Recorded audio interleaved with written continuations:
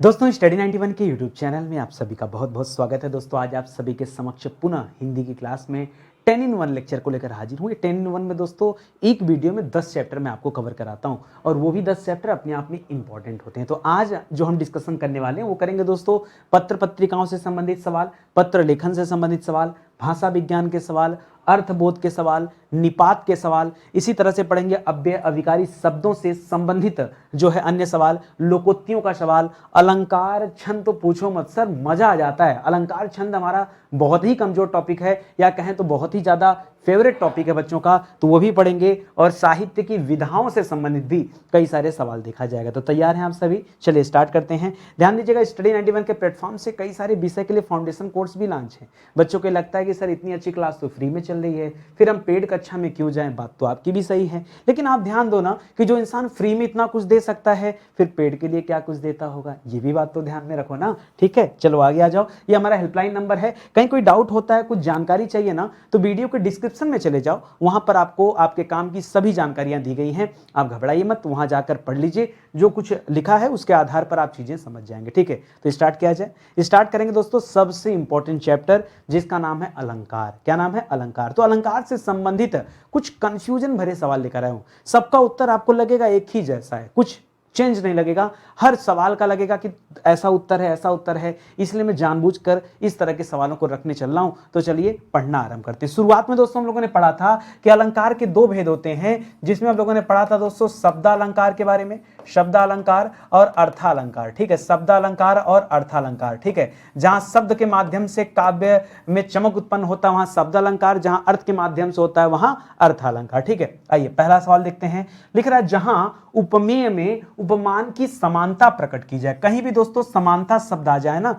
जैसे मैं कहूं दोस्तों उसका मुख चंद्रमा के समान है। ठीक है, अब यार मुख चंद्रमा के समान कैसे हो जाएगा? चंद्रमा तो उपग्रह है, मुख चंद्रमा के समान बता दिया। या मैं कह दूं कि आपके पास बल शेर के समान है। अब शेर के पास तो पता नहीं कितना बल होता, जोक के रखे हो क्या? ठीक है, लेकिन समानता, कहीं भी दोस्तों समानता वाली बात आ जाए, जैसे समानता वाले जो शब्द होंगे ना, जैसे सा, सी, से, सम, समान, सरिस, ये सब होता है। जैसे पीपर, पात, सरिस, मंडोला, तो पीपल के पत्ते के समान मंडोला। पीपल का पत्ता देखिए हल्का सा भी हवा लगता है ना तो ऐसे हिलता रहता है। ठीक है, तो उस तरह से दोस्तों मन के हिलने को बताया जा रहा है। तो पीपर, पात, सरिस, मंडोला, पीपल के पत्ते के समान, सरिस मतलब समान। ठीक है, तो याद रखें कहीं भी समानता की बात आ जाए तो समानता में हमेशा हमेशा क्या रहता है दोस्तों? उपमा अलंकार रहता है। बताओ भूलेगा क्या? आप भूलेंगे क्या? मत भूलिएगा।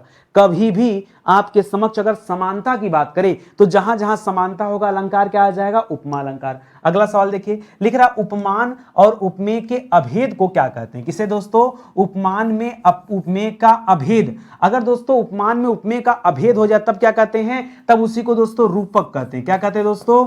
उसी को हम क्या कहते हैं? रूपक अलंकार के नाम से जानते हैं। ठीक है, अच्छा इसके लिए क्या ट्रिक रखा जाए? तो इसमें हमेशा दोस्तों अभेद शब्द को ट्रिक बनाइए। कभी भी दोस्तों उपमेय और उपमान के अभेद की बात करें, जैसे समानता की बात करेगा तो उत्तर होगा उपमा अलंकार, अभेद की बात करेगा तो उत्तर होगा रूपक अलंकार। अगर लिख रहा दोस्तों उपमेय में कल्पित उपमान की संभावना, यहां संभावना को आप टारगेट करिए, तो अगर संभावना की बात करेगा तब आप क्या करेंगे दोस्तों? तब करते हैं आप उत्प्रेक्षा अलंकार। यही करते हैं, क्या करते हैं बताइए? उत्प्रेक्षा अलंकार, बिल्कुल यही करिएगा और क्या। ठीक है, तो याद रखिएगा मैंने आपको जितना शब्द दिया ना, खाली शब्द पे ध्यान दीजिए।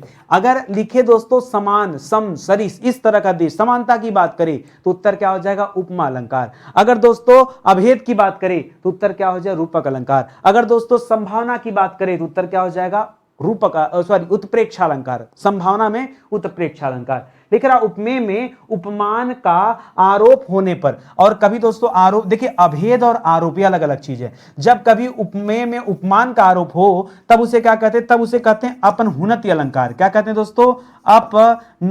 अपहुनति। ठीक है, अपहुनति अलंकार के नाम से जानते हैं। बात समझेंगे आप? ठीक है, कभी अगर क्या लिखे दोस्तों, आपके सामने लिखे कि उपमेय में उपमान का क्या हो जाए अगर आरोप होने की बात करें। ठीक है, आगे लिख रहा है जहां बिना किसी कारण के कार्य का होना पाया जाए, यहां याद रखिएगा बिना कारण। ठीक है, जैसे एक बड़ा अच्छा सा काव्य की पंक्ति है दोस्तों, बड़ा अच्छा सा नाम देखिए, अभी दिमाग में आया था, मैं भूल रहा हूं। ठीक है, कि सुने बिनु काना, थोड़ा सा स्किप कर रहा हूं। ठीक है, कि कान के बिना सुनना, आंख के बिना देखना, पैर के बिना चलना क्या संभव है? ठीक है, क्या यह संभव है? नहीं। तो जहां बिना कारण के क्या हो जाए दोस्तों, कार्य का होना पाया जाए, वहीं पर क्या होता है, वहां होता है विभावना अलंकार। क्या होता है दोस्तों, जहां बिना कारण के कार्य का होना पाया जाता है, वहां बिनु पद सुने, बिनु पद चले सुने बिनु काना, यही था। ठीक है, बिनु पद चले, बिना पैर के चलना, बिनु पद सुने, बिन पद चले सुने बिनु काना, और बिना कान के सुनना संभव है? ठीक है, तो बिना कारण के अगर कार्य का होना पाया जाए तो उत्तर क्या हो जाएगा, विभावना अलंकार। लिख रहा है जहां उपमेय का निषेध करके, क्या करके, निषेध करके उपमान का आरोप किया जाए। यहां निषेध और आरोप दोनों याद रखेगा। क्यों? आपने पढ़ा कि अगर खाली आरोप की बात करेगा तो अपन होना, लेकिन अगर साथ में निषेध लगा देगा, निषेध यानी मनाही, ठीक है, तो याद रखेगा तब उत्तर आपका बदल करके क्या हो जाएगा, याद रखेंगे रूपक हो जाएगा। और रूपक में हमने अभेद की बात किया था। किसकी बात किया था? अभेद की। अब भेद का उल्टा भेद होता है ना, उसी तरह देखिए आरोप यानी भेद, और भेद का निषेध करना यानी अभेद की बात कर रहा है। शब्द वही हैं, चीजें वही हैं, पूछने का तरीका बदल गया। वो कहते हैं ना कि बताइए आपके दादा के बेटे का बेटा कौन है? ठीक है, अरे सर कौन, दादा के बेटे, ये तो मेरी बात हो रही है। ठीक है, और आप कौन हैं? वही बात हो गई। ठीक है, तो या आपके बुआ का भतीजा कौन है? अरे सर आप ही की बात हो रही है। तो पूछने का तरीका बदल सकता है, और जितना तरीका बदलेगा बच्चे उतना ज्यादा परेशान होते हैं। परेशान मत होइएगा। ठीक है, आगे लिख रहा है जहां उपमेय में अनेक उपमानों की, जहां उपमेय में अनेक उपमानों की शंका हो, ये शब्द पकड़ेगा दोस्तों, ये शंका शब्द आप विशेष रूप से ध्यान दीजिएगा कि जहां क्या देते दोस्तों, जहां शंका की बात करें और शंका हो तब उसे क्या कहते हैं, तब दोस्तों भ्रम की बात हो गई। ठीक है, भ्रांतिमान अलंकार हो गया। क्या हो जाएगा दोस्तों? भ्रांतिमान अलंकार हो गया। ठीक है, तो वही है ना कि साड़ी बीच नारी की, नारी बीच साड़ी, साड़ी है कि नारी है कि नारी है कि साड़ी, भ्रम हो गया। ठीक है, जब द्रौपदी का चीरहरण हो रहा था तो चीरहरण में क्या हुआ, साड़ी समाप्ति नहीं हो रही थी, तो यही विचार मन में आ रहा था कि साड़ी बीच नारी की, नारी बीच साड़ी, साड़ी है कि नारी है कि नारी है, यही है भ्रांतिमान अलंकार। चीजों को समझते चलिए। कुछ नया मिला आज की क्लास में? आ जाओ आगे बढ़ते हैं। एक और प्यारा सा चैप्टर मैं आप सभी को पढ़ाने चल रहा हूं, छंद। छंद के भी कुछ सवाल देख लिया जाए। ठीक है, सुनना जरा। लेकिन अच्छा एक चीज है ना, ऐसा नहीं है ना कि फ्री वाली क्लास है तो लगता होगा फ्री वाला कंटेंट है, लग रहा होगा कि नहीं सर जो भी है बढ़िया कंटेंट आ रहा है। ठीक है, एक लाइक कर दो साथ साथ। चलो आगे देख लो, 2 बार लाइक मत कर देना नहीं, जो लाइक दिए रहोगे हट जाता है एक ही बार लाइक करना। कुछ बच्चे कहते हैं 1000 बार लाइक करना, 1000 बार करो, अरे बोलो 999 बार लाइक करेंगे तो 1 लाइक मिलेगा, लेकिन 1000 बार कर दोगे, सम संख्या जैसे हुआ वो लाइक हट जाता है। एक बार लाइक किया ना, दूसरे बार करोगे तो क्या हो जाएगा, लाइक हट जाएगा। ठीक है, तो किसी ने कहा सर आपको 1000 बार लाइक, इसका मतलब वो लाइक नहीं कर रहा है। क्या कहोगे आज के बाद? सर आपको 999 बार लाइक। 999 बार कहो, चाहे 3 बार कहो, चाहे 1 बार कहो, उत्तर तो वही आना है। मैथ नहीं पढ़ते। ठीक है, कभी कभी मेरी बड़ी इच्छा होती पढ़ाऊं या बात कर लूं थोड़ा सा। कई सारे बच्चे कहते हैं सर अपनी क्लास में बड़ा सीरियस होकर पढ़ाते हैं ना, इसलिए कम मन करता है क्लास पढ़ने का। अच्छा तो क्या किया करूं, इधर उधर की बातें करूं, मेरे को पसंद नहीं है। ठीक है, मुझे लगता है कि यार काम की बातें करते हैं, जल्दी से क्लास समाप्त हो, आपका समय बचे। अब आपके पास बहुत समय है तो मेरे पास थोड़ा सा कम है। ठीक है, अपने आप को प्रधानमंत्री तो नहीं समझता कि मैं टाइम निकाल के मन की बात करूंगा, लेकिन हाँ कभी कभी हो जाएगा मन में तो कर लेंगे। मेरी बड़ी इच्छा, मतलब बहुत दिनों से मैं चाहता हूँ कि मैं मैथ पढ़ाऊँ, हाँ लेकिन डरता हूँ। ठीक है, ऐसा नहीं कि आता नहीं, आता है बट उतने अच्छे लेवल पे नहीं आता है। भाई मैथ में तो एक से एक बढ़कर एक सुपरस्टार है। अपनी अपनी इच्छा होती है। इससे कई बार आपके मन में तो होता होगा कि सर मैं आईएएस बन जाऊँ, लेकिन ठीक है अब आईएएस के लिए बहुत पढ़ना पड़ेगा, बहुत अच्छा ज्ञान चाहिए, उतना नहीं है तो पता आपको नहीं बन पाएंगे, लेकिन सोचना गलत है क्या? हाँ, अगर मैं सोच रहा हूँ कि मैं मैथ पढ़ाऊँ, मेरी इच्छा हो रही है। ठीक है, एक होता है किसी विषय को पढ़ाना, एक होता है कि आपका मन कुछ कर रहा है करने का, तो अब ना कुछ लगता है कि नहीं यार कुछ अलग करना चाहिए। तो एक बार आप मुझे कमेंट करना कि मैं अगर टाइम पास में पढ़ाऊँ तो पढ़ोगे क्या?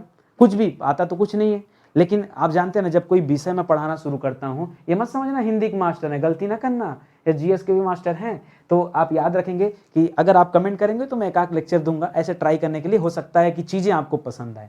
चलिए आगे बढ़ते हैं। लिख रहा है चारों चरण में समान मात्राओं वाले छंद को क्या कहते हैं? ध्यान से पढ़ेगा दोस्तों, चारों चरण में समान मात्राओं वाले छंद को, अगर चारों चरण में एक समान मात्राएं हैं, हमने पढ़ा दोस्तों छंद 3 प्रकार के होते हैं। क्या क्या होता है दोस्तों? हमने पढ़ा छंद 3 प्रकार के होते हैं। एक होता है वर्णिक छंद, ठीक है, एक होता है दोस्तों मात्रिक छंद, एक होता है मात्रिक छंद, और एक होता है मुक्तक छंद। ठीक है, पुनः दोस्तों जब इसमें बांटते हैं तो पुनः हम 3 प्रकार पढ़ते हैं। एक होता है सममात्रिक, एक होता है अर्ध सममात्रिक, एक होता है विषम मात्रिक। यही ना, यही है ना। तो याद रखिए, अगर समान मात्रा वाले छंद की बात कर रहा है तो लिख, उसमें तो पूछ ही दिया समान मात्रा, इसका मतलब क्या कर लेंगे आप, कर दीजिएगा सममात्रिक। क्या कर देंगे दोस्तों, सममात्रिक छंद कहा जाएगा। ठीक है, क्या कहेंगे, सममात्रिक छंद कहा जाएगा, याद रखेंगे। अगर ही दोस्तों आधा चरण समान रहता तो उसे अर्ध सममात्रिक कह देते हैं, और अगर सब भी अलग अलग रहता तो उसे विषम मात्रिक कह देते हैं। लिख रहा छंदबद्ध पंक्तियों में प्रयुक्त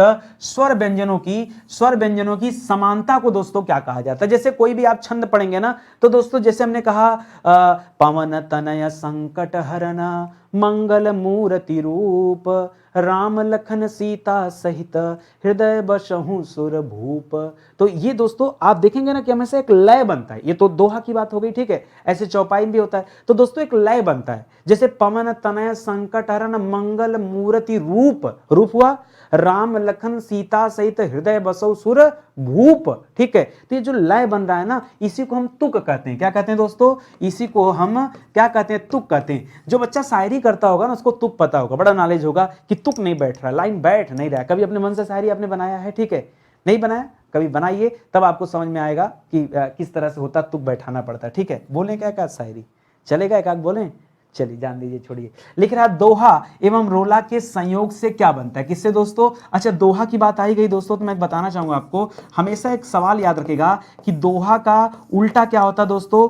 दोहा का उल्टा सोरठा होता है। क्या होता है दोस्तों, दोहा का उल्टा क्या होता है, सोरठा। ये बार बार सवाल परीक्षा में आता है, तो कभी पूछता है सोरठा को उल्टा दोहा, तो दोहा का उल्टा क्या हो जाएगा, सोरठा। अब फिलहाल आगे बात करते हैं। लिख रहा दोहा और रोला के संयोग से क्या बनता है दोस्तों, तो इनके संयोग से बनता है कुंडलिया। क्या बनता है दोस्तों, दोहा और रोला के संयोग से क्या बनता है, कुंडलिया। ठीक है, छप्पय किस प्रकार का छंद है, ठीक है, छप्पय याद रखें। अच्छा, कुंडलिया में भी दोस्तों चरण कितने होते हैं दोस्तों, तो इसमें 6 चरण होते हैं। उसी तरह से जब आप छप्पय पढ़ते हैं तो छप्पय में भी कितने चरण होते हैं, 6 चरण होते हैं। छप्पय नाम से नहीं लग रहा है, ये 6 चरण होते हैं। ठीक है, तो 6 चरण। फिलहाल आपसे पूछ रहा है किस प्रकार का है, तो याद रखेगा विषम मात्रिक होता है। क्या होता है, विषम मात्रिक होता है, याद रखेंगे। अच्छा, एक सवाल और पूछ सकता है कि 6 चरण जो होते हैं ये किसके किसके होते हैं, तो याद रखेगा दोस्तों। अच्छा, इसको हटा दें क्या, ये दिक्कत कर रहा है थोड़ा सा। ठीक है, लिखता हूं यहां काम की बातें। ठीक है, जैसे यहां पर क्या याद रखना है, विषम चरण तो होता है, तो याद रखेगा जो प्रथम 4 चरण है, ये प्रथम 4 चरण ये रोला का होता है। प्रथम 4 चरण किसका होता है दोस्तों, रोला का होता है। और अंतिम 2 चरण जो होता है, अंतिम 2 चरण ये किसका होता है, तो पहला 4 तो रोला हो गया, दूसरा 2 तो ये उल्लाला का होता है। किसका होता है, उल्लाला का। कुल मिला जुला के छप्पय जो है ये विषम मात्रिक छंद है, याद रखेंगे। लिख रहा उल्लाला। अब बात यहां अभी उल्लाला का किया, अगला सवाल दे दिया उल्लाला पे कि उल्लाला में चरण कितने होते हैं, तो दोस्तों याद रखेंगे उल्लाला में चरण कितने होते हैं, तो होते तो 4 चरण हैं, लेकिन दोस्तों जब कभी इसे छप्पय में रखा जाता है तब दोस्तों उसके 2 ही चरण रखे जाते हैं। ठीक है, ये भी ध्यान देंगे। लिख रहा चौपाई छंद का पूर्व रूप है। चौपाई का पूर्व रूप क्या है, चौपाई का ध्यान से सोच समझ कर, ये अर्धसम मात्रिक में होता है। चौपाई का पूर्व रूप बहुत डिफिकल्ट सवाल है, याद रखेगा। आज के बाद अरिल्ल को कहा जाता है। किसे कहा जाता है, अरिल्ल को पूर्व रूप माना जाता है चौपाई का। लिख रहा शिल्पगत आधार पर दोहे का उल्टा कौन होता है, तो दोहे का उल्टा क्या होता है दोस्तों, सोरठा होता है। और सोरठा का उल्टा क्या होता है, दोहा होता है। याद रखेंगे आप सभी, थोड़ा थोड़ा पढ़ते चलेंगे तो आपके पास अच्छा कलेक्शन हो जाएगा। ठीक है, चलिए आगे बढ़ते हैं। एक काम करिए ना, एक कॉपी कलम लीजिए और उस पर सारा नोट करते चलिए। अगली बार जब कभी हम इस चैप्टर पे आएंगे ना, तो हमेशा एक मतलब 2-3 पेज छोड़ के रखिए। जैसे लिख लिया अलंकार, अब 4 पेज बाद लिख लीजिए छंद, फिर 4 पेज बाद अगला चैप्टर, ऐसे करके लिख लीजिए। तो आज जैसे 6 सवाल है, अगली बार जब फिर इसी चैप्टर पर चर्चा करेंगे फिर 4-6 सवाल मिलेगा, और सब क्रीम सवाल मिलता है, परीक्षा वाले सवाल स्पेशल। तो आपको याद हो जाएगा, समझ में आ जाएगा कि क्या इंपॉर्टेंट है और क्या इंपॉर्टेंट नहीं है। ठीक है, आगे बढ़ा जाए। अगला जो चैप्टर दोस्तों हमारा अव्यय या अविकारी का होता है। अच्छा, अव्यय किसे कहते हैं दोस्तों, तो याद रखिएगा जहां विकार उत्पन्न न हो। ठीक है, विकार उत्पन्न न हो। ठीक है, तो देखिए अगर आप देखेंगे विकारी शब्द ना, विकारी शब्द में 4 होता है। संज्ञा को विकारी कहा जाता है, सर्वनाम को कहा जाता है, विशेषण को कहा जाता है और क्रिया को कहा जाता है। जब कभी आपसे अविकारी पूछे, अव्यय पूछे, तो याद रखेंगे इसमें क्या आता है, क्रिया विशेषण आता है, संबंध बोधक आता है, समुच्चय बोधक आता है, और कौन सा आता है दोस्तों, कौन सा छूट रहा है फिर से, हाँ विस्मयादि बोधक आता है। ये 4 आते हैं। ठीक है, तो याद रखेंगे। उसी तरह से सवाल कर रहा है, एक सवाल दे रहा है दोस्तों आपके सामने कि यह कार्य शीघ्र करें, यह कार्य शीघ्र करें। अब परीक्षा में जब कभी देगा ना तो ये शीघ्र के नीचे क्या कर देगा दोस्तों, एक अंडरलाइन कर देगा, ठीक है। जैसे हाथी धीरे धीरे चलता है, धीरे के नीचे अंडरलाइन कर दिया। मोहन घर गया और श्याम बाजार गया, और के नीचे कर लिया।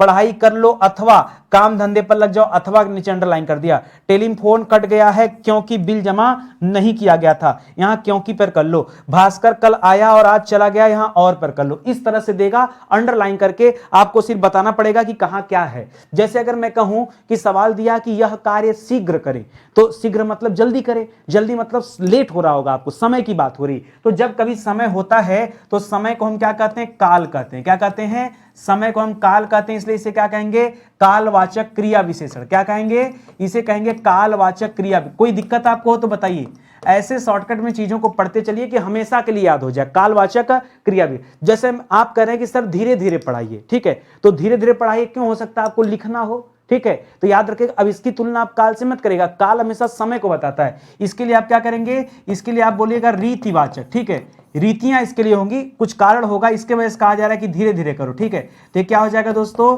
ये हो जाएगा रीतिवाचक क्रिया विशेषण। ये धीरे धीरे शब्द कहां आता है, रीतिवाचक में आता है। इसी तरह लिख रहा है मोहन घर गया और श्याम बाजार गया, तो यहां पर जो और शब्द है क्या दोस्तों, इसको क्या कहते हैं, इसको संयोजक कहते हैं। क्यों, संयोजक हमेशा जोड़ने का काम करता है। क्या करता है दोस्तों, संयोजक जो होता है यह क्या करता है, यह जोड़ने का काम करता है, ठीक है। लिख रहा है पढ़ाई कर लो अथवा काम धंधे पर लग जाओ। घर कभी कभी घर वाले गुस्सा करते हैं, या तो पढ़ाई कर लो या तो चलो काम धंधा करो, ठीक है। तो अथवा मतलब क्या है, अथवा जो है या तो कह रहा है कि ये कर लो या तो ये कर लो, यानी अथवा हमेशा विभाजक का काम करता है। क्या करता है दोस्तों, किसका काम करता है, विभाजक का, यानी अलगाव का, ठीक है, अलग करता है, ठीक है। तो इसको भी याद रखेंगे। उसी तरह से आगे लिख रहा है दोस्तों, आगे लिख रहा है, ध्यान से पढ़ते चलिए। अगला लिख रहा है कि टेलीफोन कट गया है क्योंकि बिल जमा नहीं किया था। तो क्योंकि क्या दोस्तों, तो ये दोस्तों कारण बताया जा रहा है कि इसी कारण से ऐसा है, ठीक है,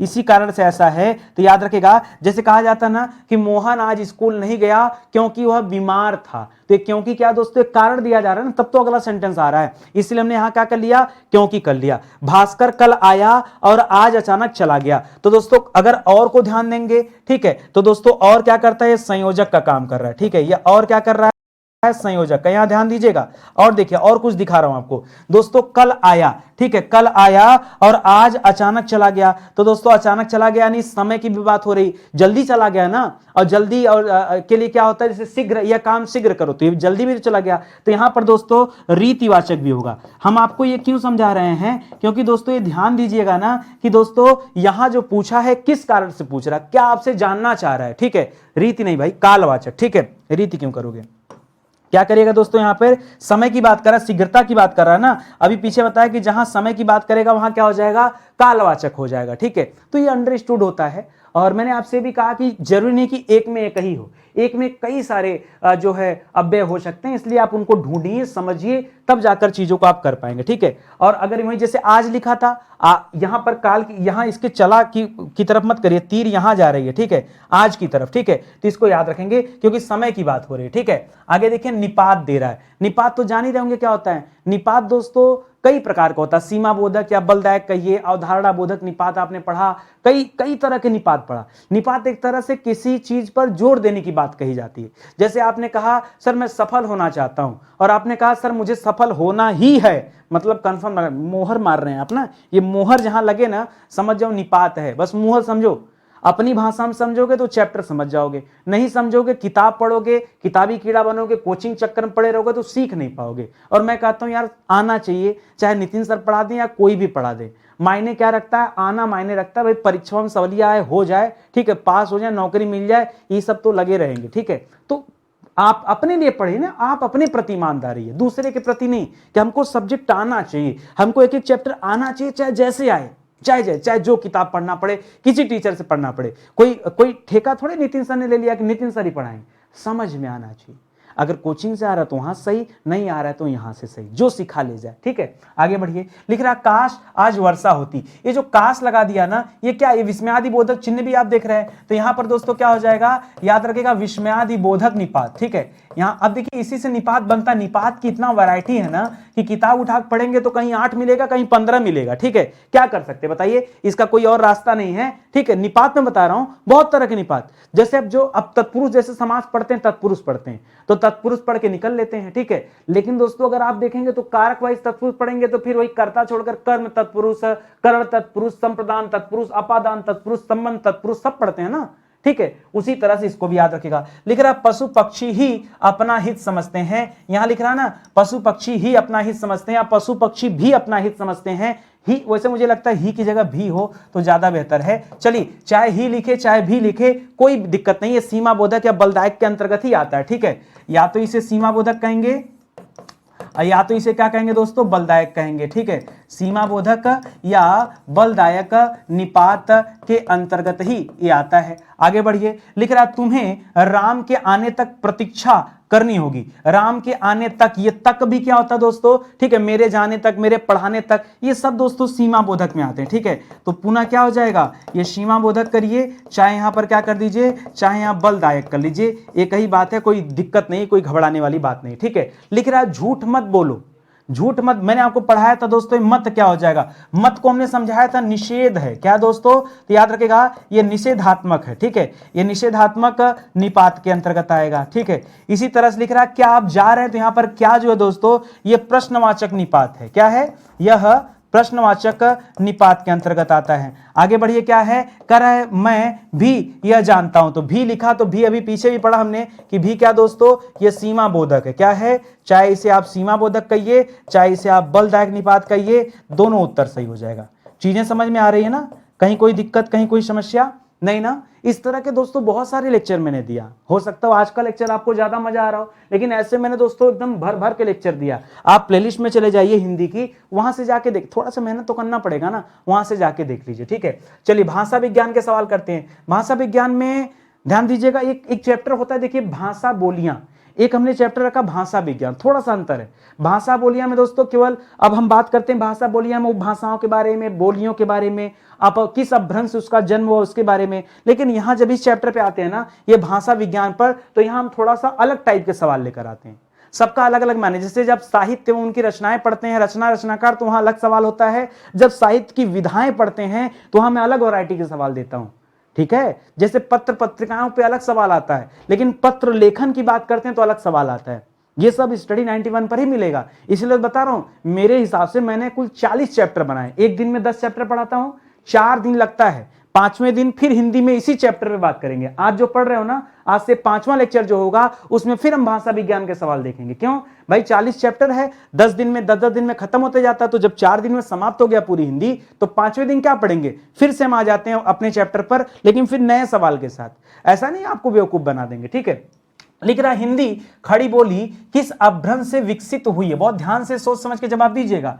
हिंदी खड़ी बोली ये किस अपभ्रंश से विकसित, अपभ्रंश का नाम पूछ रहा है। अब जो बच्चा ध्यान नहीं देगा ना, वो पता क्या करेगा, लोग ऐसे लिखते हैं, जैसे मैं ऐसे लिखने की जगह नहीं, सुनिए मैं अपने मुंह से बोलता हूं। सबसे पहले वैदिक संस्कृत, ठीक है, या उसके पहले लौकिक संस्कृत, वैदिक संस्कृत, पाली, प्राकृत, फिर क्या करते हैं अपभ्रंश, फिर करते हैं अवहट्ट, फिर करते हैं खड़ी बोली। अब परीक्षा में ध्यान नहीं देते, खड़ी बोली पूछा गया, अवहट्ट उत्तर मार दिया। अवहट्ट याद रखेगा, यह अपभ्रंश और खड़ी हिंदी के बीच की अवस्था है। आप इसे संक्रांति काल समझ सकते हैं अवहट्ट को, लेकिन आपसे यहां अपभ्रंश का नाम पूछ रहा है। तो मैं ये बता रहा हूं कि गलतियां कैसे होती हैं। अगर आप खड़ी हिंदी बोली की बात करेंगे तो यह सौरसेनी अपभ्रंश से इसका जन्म हुआ है। किससे, ऐसे कई सारे होते हैं ना, तो याद रखेंगे सौरसेनी अपभ्रंश से इसका जन्म हुआ है। ठीक है, किससे, सौरसेनी अपभ्रंश से इसका जन्म हुआ है, याद रखेंगे। इसी तरह अगला सवाल दे रहा है कि भाषा के आधार पर भारतीय राज्यों की पुनः संरचना ये कब किया गया था। भाषा के आधार पर भारतीय राज्यों की पुनः संरचना, जो पुनः संरचना मतलब पुनर्गठन की बात कर रहा है। चलो अपने शब्दों में लिख देता हूं दोस्तों, किसकी बात कर रहा है, पुनर्गठन की। अब आप समझ गए सर, ये तो 1956 में जो राज्यों का पुनर्गठन हुआ था, ये तो सर उसकी बात कर रहा है, बिल्कुल सही, उसी की बात कर रहा है। ठीक है, है। आगे लिख रहा है किस तिथि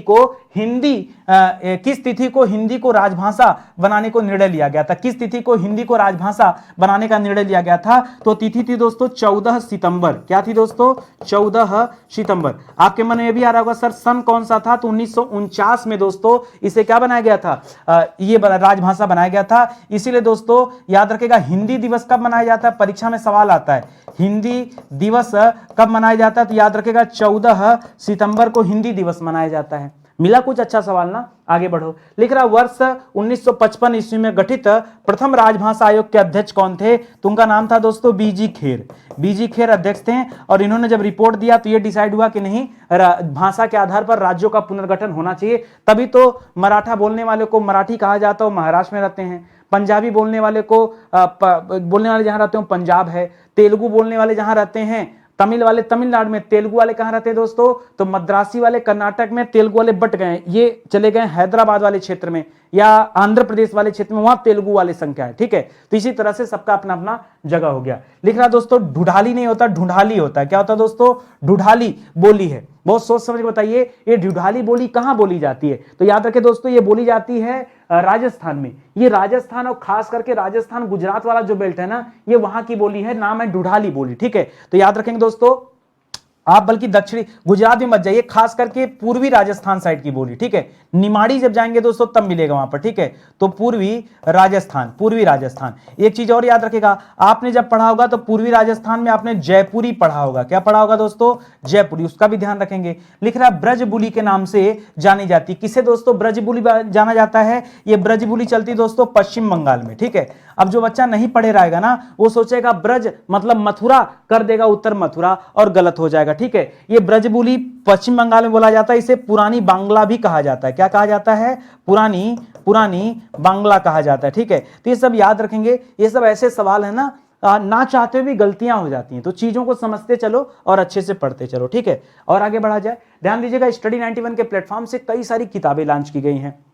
आप एक मौका भर दीजिए और साथ में जुड़िए, हमारी किताबों को पढ़िए, हमारे जो कोर्सेज है उन्हें देखिए, जो ई बुक है उन्हें देखिए, जो टेस्ट सीरीज आ रहे हैं उन्हें देखिए। आपको लगेगा कि नहीं नितिन सर के साथ जुड़ने का फायदा बहुत है। ठीक है, ये हमारा हेल्पलाइन नंबर है, अलग अलग विषय के लिए अलग अलग परीक्षाओं के लिए किताबें हैं, तो आप ले सकते हैं हमारे प्लेटफॉर्म से। ठीक है, आगे बढ़िए।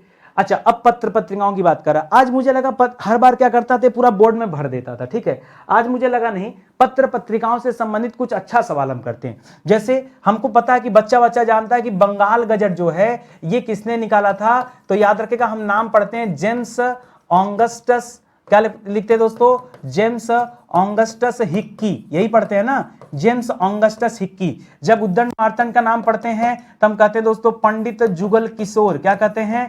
पंडित जुगल किशोर। लेकिन देखिए ना, मुझे इतना नहीं पढ़ाना है। एक्चुअली क्या होता है ना, परीक्षा में जो सवाल बनता है वो थोड़ा सा हटके सवाल बनता है। जैसे पूछता बंगाल गजट ये कहां से प्रकाशित होता था, तो बच्चा जानता है कि सन 1780 में इसे बंगाल से प्रकाशित किया जाता था। कहां से दोस्तों? तो यहां पर एक सन का सवाल मिल गया, एक बंगाल मिल गया। और दोस्तों एक सवाल और थोड़ा एंटिक तरीके से पूछता है। सवाल आता है कि भारत का प्रथम समाचार पत्र कौन था?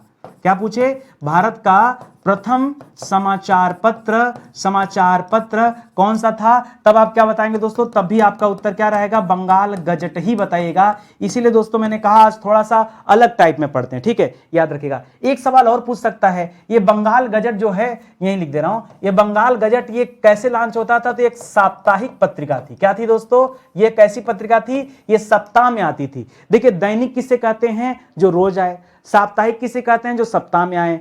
पाक्षिक किसे कहते हैं? कृष्ण पक्ष शुक्ल पक्ष, दो पक्ष होता है ना, जो 15 दिन पर आए। मासिक किसे कहते हैं? जो महीने में आए। त्रैमासिक किसे कहते हैं? जो 3 महीने में आए। 6 महीने में जो आती है उसे छमाही कहते हैं। साल में एक बार जो आती है उसे वार्षिक कहते हैं। ठीक है, 5 साल में एक बार आए तो पंचवर्षीय पत्रिका। ठीक है, इस तरह से अलग अलग पत्रिकाएं हैं, तो इन्हें याद रखिएगा। उसी तरीके से अगर सवाल ये पूछे कि जो उदंत मार्तंड हम पढ़ते हैं, जो पंडित जुगल किशोर जी ने निकाला था, भाई ये कब निकाला था इन्होंने, ये पूछ दिया ना, तब क्या बताएंगे दोस्तों? याद रखिएगा 1826 ईस्वी में आया था, पंडित जुगल किशोर जी ने निकाला था। दूसरा सवाल कहां से निकाला था? यह भी साप्ताहिक था, ये भी साप्ताहिक पत्रिका थी। ठीक है, और एक सवाल दोस्तों जो यहां स्पेशल है, जरा वो याद रखेगा, ये उदंड मार्तंड को प्रथम हिंदी पत्र का दर्जा दिया जाता है। क्या दर्जा दिया जाता है कि यह प्रथम हिंदी पत्र है, ये दोस्तों कहा जाता है। तो आप उत्तर क्या बताएंगे, कभी भी सवाल आए तो बताइएगा दोस्तों, यह उदंत मार्तंड को ही क्या कहा जाता है, प्रथम हिंदी पत्र का दर्जा दिया जाता है। ठीक है, बता दिया, ये भी साप्ताहिक आता था, इसको भी याद रखेंगे। ठीक है, चलिए इसी तरह से बंगदूत बताइए मुझे। बंगदूत बड़ा अच्छा सा दोस्तों, आपने नाम सुना होगा उनका, क्या नाम है, राजा राम मोहन राय जी का। किसका नाम, राजा राम मोहन राय। सर ये राजा राम मोहन राय वही हैं जिन्हें अग्रदूत कहा जाता है। हाँ, इन्हीं को दोस्तों आधुनिक भारत का अग्रदूत कहा जाता है। ये सारी चीजें हैं। ठीक है, तो ये है, कलकत्ता से पत्रिका आती थी और ये पत्रिका भी दोस्तों साप्ताहिक छपती थी। कलकत्ता से आती थी और साप्ताहिक छपती थी। सर ये तो आपने बताया नहीं कि आई कब थी। अरे भाई 33 में तो मृत्यु हो गई थी राजा राम मोहन राय की। ये पत्रिका पहली आई थी जब ब्रह्म समाज उन्होंने बनाया था, 1829 ईस्वी में ये पत्रिका आई थी। और दोस्तों सर इसके बारे में खास क्या याद रखें, खास याद रखिएगा, ये पहली ऐसी पत्रिका थी जो 4 भाषाओं में आती थी। ठीक है, कितनी भाषाओं में आती थी, 4 भाषाओं में। सबसे जरूरी भाषा क्या था कि यह पत्रिका अंग्रेजी में भी आती थी, क्योंकि कलकत्ता से आती थी, इसलिए दोस्तों ये बंगाली भाषा में आती थी। अब देखिए ये इतनी खतरनाक पत्रिका थी कि इसमें 2 और भाषाएं थी। कौन कौन सी, इसमें हिंदी भाषी क्षेत्रों के कारण हिंदी को भी जोड़ा गया और मुसलमानों को आकर्षित करने के कारण इसमें उर्दू भी जोड़ा गया था। तो ये 2 चीजें और भी आप जोड़ लीजिएगा। ठीक है, इसी तरह से अगला सवाल दे रहा दोस्तों कि ये जो बनारस अखबार है ये दोस्तों कब लॉन्च किया जाता था। तो बनारस अखबार दोस्तों 1849 ईस्वी में स्टार्ट किया गया था। कहां से शुरू हुआ था दोस्तों, तो काशी से शुरू हुआ था। किसने शुरू किया था, तो इस काशी नाम से याद रखेगा।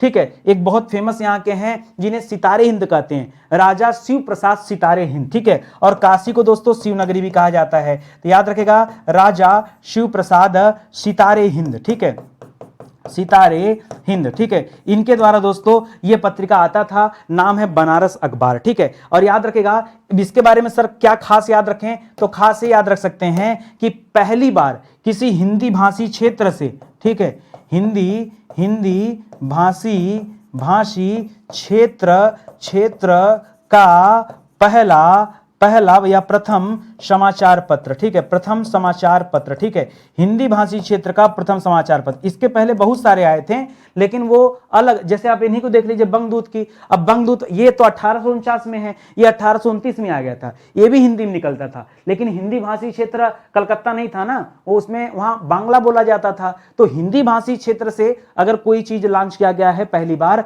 तो दोस्तों किसका है, वो राजा शिव प्रसाद सितारे हिंद का ये बनारस अखबार है। इसे भी आप याद रखिएगा। यार कम सवाल करें ना, लेकिन सवाल का एकदम बढ़िया से निचोड़ तैयार करिए, ये आपके लिए जानना जरूरी है। ठीक है, चलिए आगे बढ़ते हैं, अगला सवाल देखते हैं। पत्र लेखन का सवाल आ गया। अब पत्र लेखन का सवाल मिल नहीं रहा मुझे। ठीक है, पत्र लेखन का सवाल ढूंढने मुझे मतलब बहुत टाइम जा रहा है, 1-1 घंटा चला जा रहा है। क्यों, पत्र लेखन बड़ा छोटा चैप्टर है और हम लोग 3-4 लेक्चर इस पे लिए ना, और उसके बाद से पत्र लेखन के सवाल ही नहीं मिल रहे, समाप्त हो गए। अब कहां सवाल पैदा करें, या तो रिपीट करना शुरू कर दें। मैंने कहा चलो कुछ और ढूंढ के लाते हैं। ठीक है, लिख रहा किसका आलेखन एक सार के रूप में दिया जाता है। बहुत सोच समझ के बताइएगा, पत्र लेखन के ये सवाल दोस्तों कहिए इंटरनेशनल किताब से लेके आ रहे हैं, नहीं वहां से नहीं लाए, मतलब एग्जाम्पल दे रहे हैं कि बहुत मेहनत से लाए हैं और इसको एनसीईआरटी से बनाया गया है। फिर कहेंगे सर हर टीचर पढ़ाता है ना, शुरू हो जाता है एनसीईआरटी। अरे एनसीईआरटी मतलब ये वाली एनसीईआरटी नहीं, एनसीईआरटी बोले तो मेरे कहने का तात्पर्य है कि कुछ राज्य विशेष की हिंदी की किताबें आती हैं।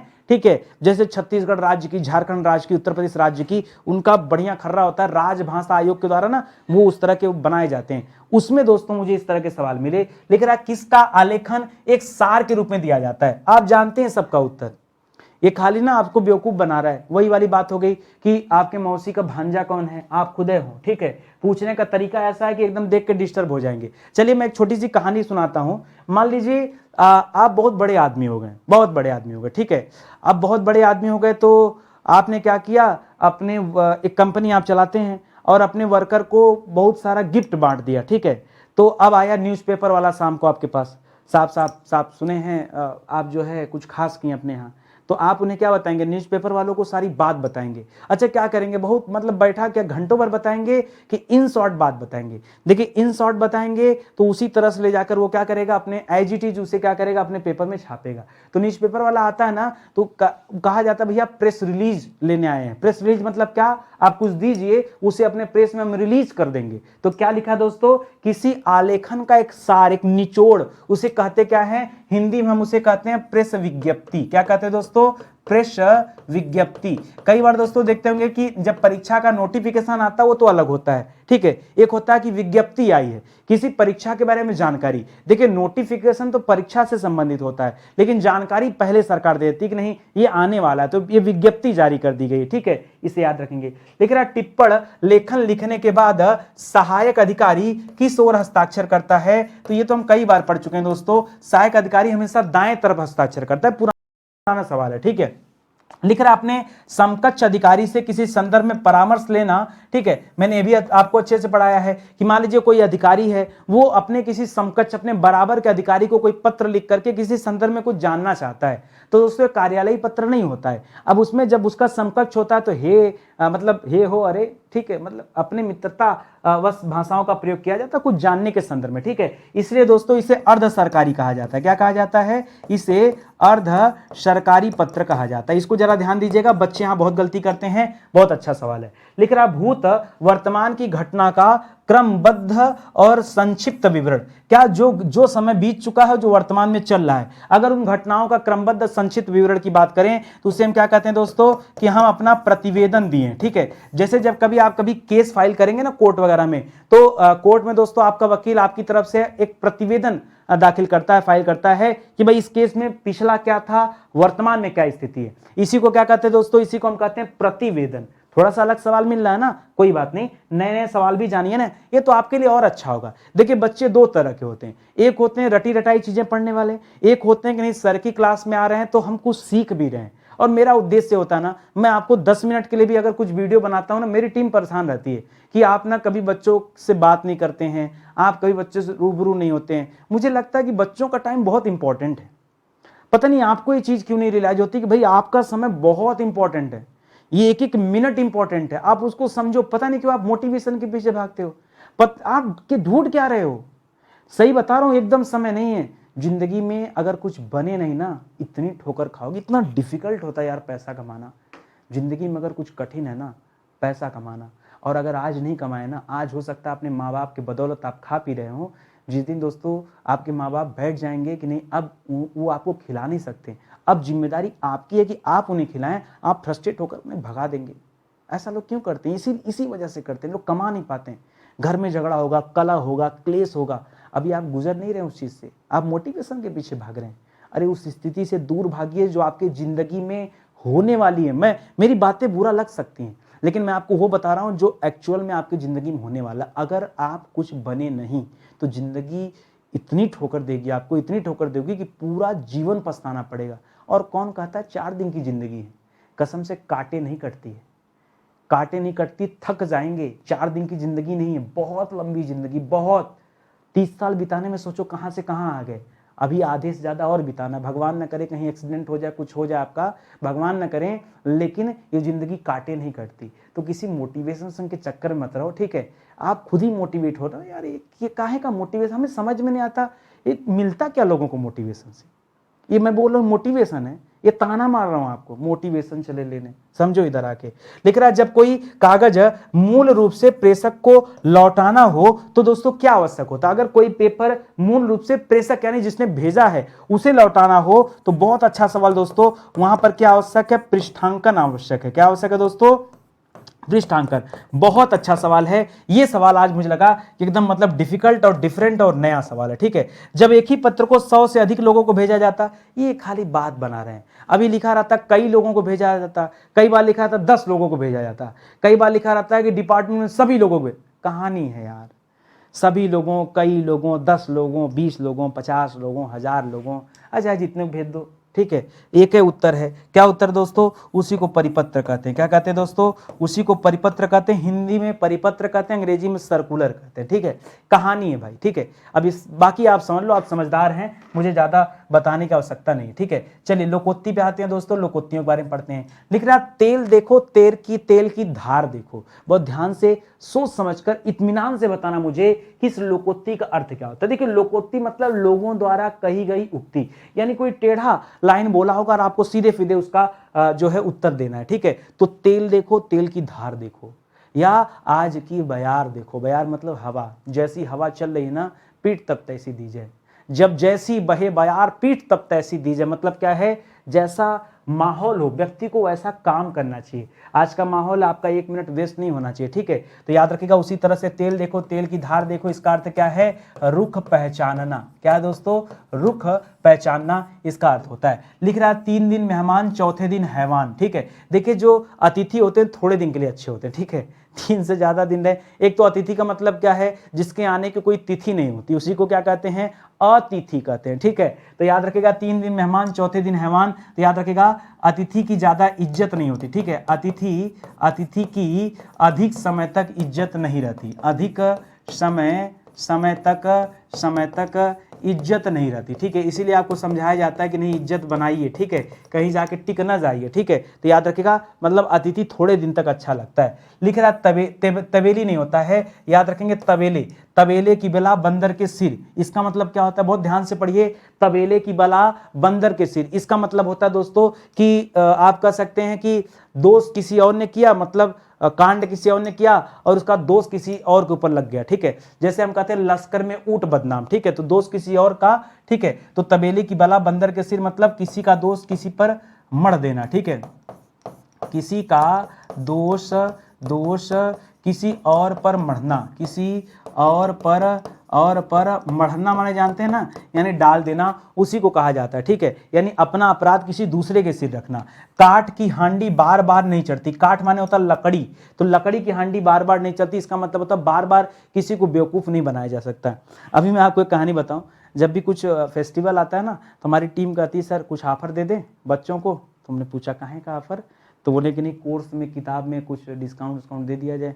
तो हमने कहा कि कोर्स तो वैसे भी कम प्राइस पे रखे हैं, तो इसमें डिस्काउंट दे के क्या करेंगे बताइए, डिस्काउंट देने से तो अपना भी नुकसान होगा। तो कहे नहीं लोग दे रहे हैं ना, तो इसलिए। तो हमने कहा लोग तो बच्चों को बेवकूफ़ बना रहे हैं। कैसे बेवकूफ़ बना रहे हैं, आज अगर आप मुझे ईमानदारी से बताओ, अगर मान लो कोई कोर्स 999 का है और किसी ने ऑफर लगा दिया कि भाई एक कोर्स हम आपको 499 का दे रहे हैं। एग्जाम्पल समझो बात को, कैसे बेवकूफ़ बनाया जाता है। अगर वो कह रहे हैं कि आज 999 का कोर्स है और वो ऑफर लगा रहे हैं कि भाई हम आपको एक कोर्स 499 का दे रहे हैं। अरे तुम इतना बच्चों का ही चाहते थे तो पहले 499 रख दिए होते। हाँ, काहे 999 में बेच रहे थे बताओ। यानी मार्जिन रही होगी तभी तो बेच रहे थे। और जब मार्जिन इतनी थी कि 499 में, क्योंकि आज बेच रहे हो तो अपनी जेब से तो बेच नहीं रहोगे, तब भी तुमको खर्चा वर्चा काटे होगे, कुछ ना कुछ तो निकाले होगे। तो आज 499 में बेच रहे थे तो पहले से क्यों नहीं बेच रहे थे। एक तो ये बात समझो। दूसरी बात क्या दोस्तों, एक चीज और ध्यान दो। जब कोई ऑफर आता है तो कई बार लोग कहते हैं कि नहीं काम करते हैं सर, प्राइस पहले बढ़ा देते हैं फिर घटा देते हैं, डिस्काउंट दे देंगे। हमने कहा फिर वही बात, बेवकूफ़ बनाने वाला काम, फिर बेवकूफ़ बनाने वाला काम। भाई क्यों बढ़ाना, क्यों घटाना, जो एक्चुअल प्राइस रखो। हम जूता मोजा नहीं बेच रहे, हम बार बार कहते हैं हम जूते मोजे नहीं बेच रहे हैं कि हम बार बार ये फेस्टिवल। देखो ना पढ़ाने वाले लोग क्या कितने कॉमर्शियल हो गए भाई। शिक्षा का ऐसा व्यवसाय बन गया है, समर ऑफर, कूल ऑफर, क्या ऑफर चल, सर्दी का ऑफर, गर्मी का ऑफर, बरसात का ऑफर। अब तो पता क्या चल रहा है, अब नाइट का ऑफर चल रहा है, दोपहर का ऑफर चल रहा है, मॉर्निंग का ऑफर चल रहा है, फेस्टिवल का ऑफर चल रहा है, टीचर्स डे, 15 अगस्त, तो रक्षाबंधन, तो जन्माष्टमी ऑफर, फिर दशहरा ऑफर, फिर दिवाली ऑफर, ऑफर पे ऑफर, ऑफर पे ऑफर। चल क्या रहा है, क्या क्या लोग कर क्या रहे हैं। लोग शिक्षा को कितना बड़ा व्यवसाय बना दिए। अरे हमें तो शुक्रगुजार हूँ कि आज ऑनलाइन टीचिंग आ गई कि शिक्षा गांव-गांव के बच्चों तक पहुंच रही है।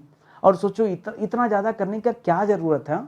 तो आप समझो, लेकिन वही वाली बात है, काट की हाड़ी बार बार नहीं चढ़ती, यानी बार बार किसी को बेवकूफ़ नहीं बनाया जा सकता। इसका सीधे सीधे यही अर्थ है। तो याद रखेगा सिंपल सा, अगर इसे अपने भाषा में लिखेंगे तो हम लिखेंगे छल कपट का व्यवहार हमेशा नहीं चलता। क्या लिखेंगे, छल कपट का व्यवहार हमेशा नहीं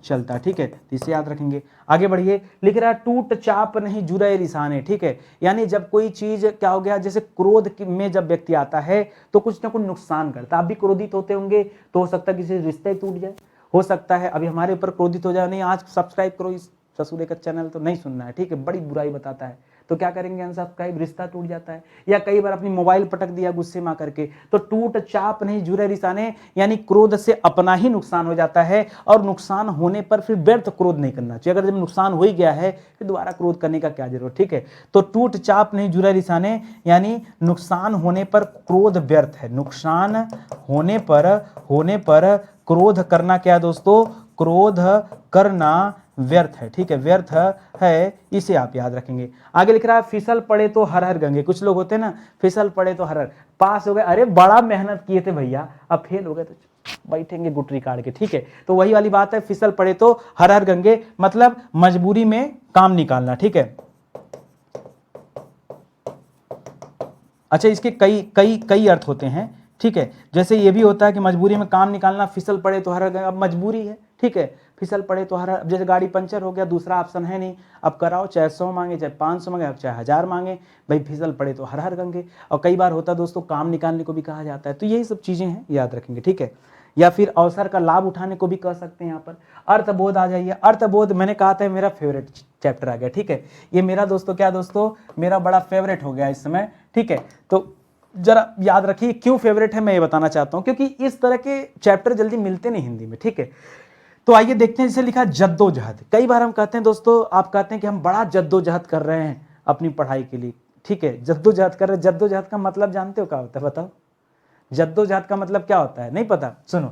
जद्दोजहद का मतलब होता है दोस्तों धूप, दौड़ धूप। क्या होता है दोस्तों, जद्दोजहद का मतलब क्या होता है, दौड़ धूप होता है। क्या होता है दोस्तों, दौड़ धूप। इसी तरह से कई बार आप कहते हैं सर मेरा वजूद खत्म हो जाएगा अगर सिलेक्शन नहीं मिला तो, ठीक है। वजूद माने क्या होता है, वजूद। आप ये लाइन यूज कर सकते हैं अपने बोलचाल की भाषा में, यूज भी करते होंगे कि सर मेरा वजूद ही क्या है इस दुनिया में, अगर हमने कुछ बना नहीं, अपने माता पिता के लिए कुछ किया नहीं, तो सर हमारा वजूद क्या है। वजूद का मतलब क्या होता है कि सर मतलब मेरा अस्तित्व ही दांव पे लगा है कि हमने जन्म लिया ही क्यों, ठीक है। सर आप खाली आशीर्वाद दीजिए, कसम से परचम लहरा देंगे।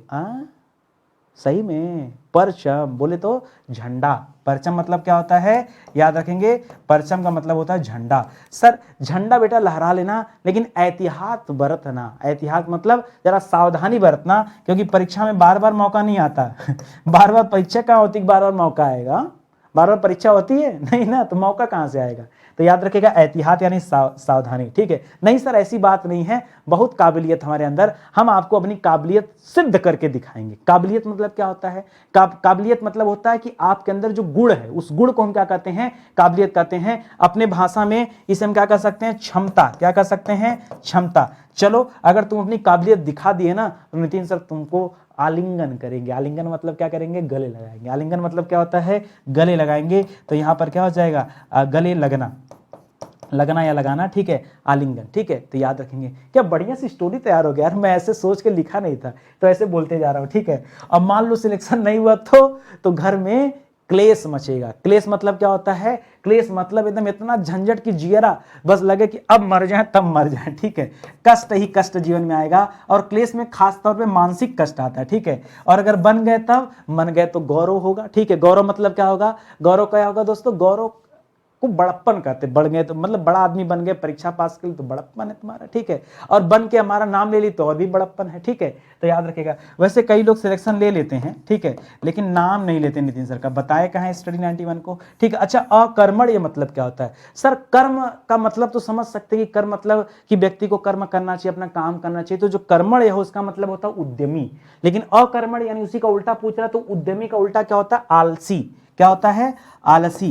तो यहां पे क्या हो जाएगा, आलसी हो जाएगा। सुरभित मतलब क्या होता है, सर सुरभि मतलब तो वो होता है शहद को भी बोलते हैं और अमृत को भी बोलते हैं, लेकिन सुरभित मतलब क्या होता है, सुरभित सुगंधित को कहा जाता है। किसे कहते हैं दोस्तों, याद रखेगा, सुरभित मतलब क्या होता है, सुगंधित होता है। आखेट मतलब क्या होता है, राजा आखेट पे निकला था, यानी शिकार पर। सर खरा खोटा, आप ना जो बात रहते हैं सर एकदम खरा खोटा सुना देते हैं, मतलब आप सोचते नहीं ना कि क्या लोग मेरे बारे में सोचेंगे, काहे का सोचना। हाँ, हम अपने विचार प्रस्तुत कर रहे हैं, जिसको अच्छा लगे विचार ठीक है, जिसको नहीं अच्छा लगे, लोग मोटिवेशन मानते हैं, हम कहते हैं ताना है। मेरा अपना भाषा है, आप समझिए ना, किस चीज का मोटिवेशन, क्या आपके पास कमी है। तो खरा खोटा मतलब क्या होता है, साफ शुद्ध, ठीक है, या विशुद्ध तरीके से कुछ सुना देना, बता देना, ठीक है, या कर देना, ठीक है, तो ये होता है दोस्तों, ये अर्थबोध का चैप्टर है। एक चैप्टर दोस्तों और मैं आपको पढ़ाऊंगा आज, ठीक है, जिसमें हम बात करेंगे साहित्य की विधाओं से संबंधित तमाम सवालों के बारे में।